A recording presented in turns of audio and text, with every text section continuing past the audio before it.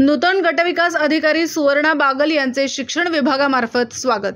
पंचायत समिती शिरोळच्या नूतन गटविकास अधिकारी श्रीमती सुवर्णा दिलीप बागल मॅडम यांचे स्वागत गट शिक्षण अधिकारी भारती सुनील कोळी यांचे हस्ते करण्यात आले।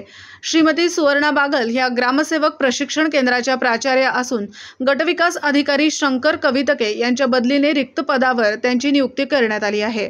शिक्षण विभागामार्फत त्यांना शुभेच्छा देण्यात आल्या। या प्रसंगी शिक्षण विभाग स्टाफ वरिष्ठ सहाय्यक इरफान पटेल, कनिष्ठ सहाय्यक जगदीश कांबळे, वैशाली लाटकर, शापो आ data entry operator Priyanka Kolekar उपस्थित होते। स्वयंसिद्धी न्यूजसाठी विजयराज जगदाळे।